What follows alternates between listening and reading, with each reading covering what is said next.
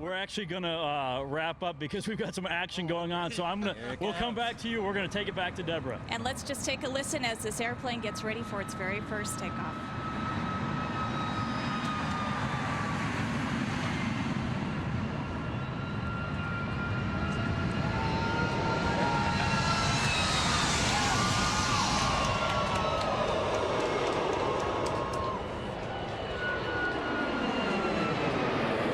Some good weather to do their flight test points.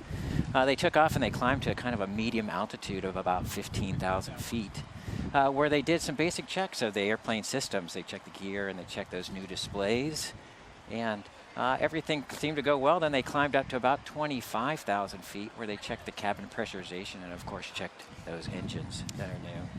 So the plane was up for, what, about two and a half hours? That's about normal for a first flight, yeah? That is. That's a great indication of a very successful first flight. You can see there the T-33 chase aircraft flying in great position there. Keeping a good close eye on the airplane. As you see the MAX coming in, we talked before the plane took off today about all the fabulous new features and enhancements that this has over the NG 737, but right now you can't help but notice those winglets. Tell us how those are changing this airplane. Oh, they're beautiful winglets. First of all, not only do they look just really cool, but they were specially designed for a very advanced airflow over the wing for fuel efficiency, and they save about 1.5% for an average mission for the commercial airlines. And of course, the fuel efficiency of this airplane is, you know, the story. Frankly, this airplane is 20% more fuel efficient than the first 737. Something like that, yeah. And a big contributor to that is those new engines, which are truly a leap forward in both technology and fuel efficiency. And that's the name of the engine. Yes. So here you see it coming in. You can tell probably it is a very windy early afternoon here in Seattle, Washington. The plane reacting just a little bit to the wind, but it looks like it's getting pretty close here. We're looking at a wide shot of the general area, and you can see the city of Seattle in the background there for those of us who are joining us from around the country and around the world. Here it comes. Here it comes. Let's just take a listen. Space Needle behind it. We should say that it is Captains Ed Wilson and Craig Bombin at the controls today. And it's so super close, I'm going to just let you watch.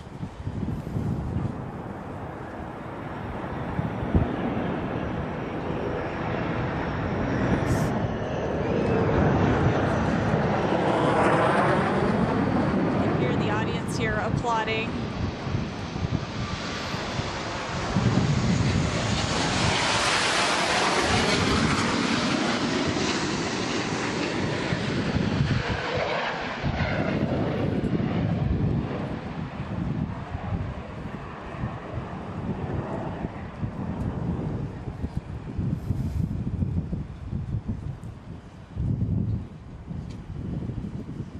Here you are watching it live. It has just landed. Absolutely thrilling to see that airplane come down from its first flight. It's just after 12:30 in the afternoon local time. And there you saw the 737 MAX 8 airplane complete its first flight. Yeah, one thing we heard from a lot of employees, and you could kind of tell from here. So as the airplane goes ahead and turns around, I'm going to toss things really quickly to my colleague John Flick. He's with some of the employees who just watched the takeoff and the landing and probably have a few thoughts on the matter. John. Yeah, you know, employees very excited by this. Also a little bit emotional. I'm talking with someone who this means so much to you. And this is Erin Henderson, flight test and engineering lead, but should also point out the first woman to ever lead flight test operations on a number one. Deborah, back to you. When that airplane. All right, thank you, John. And you're looking at a live shot right now of that 737 MAX as it is taxiing after its beautiful landing. This process does take some time, so we've arranged for some other very special guests to join us. Some engineers that were key to the design of this new airplane, but we're going to begin right now with Chief Project Engineer Michael Teal.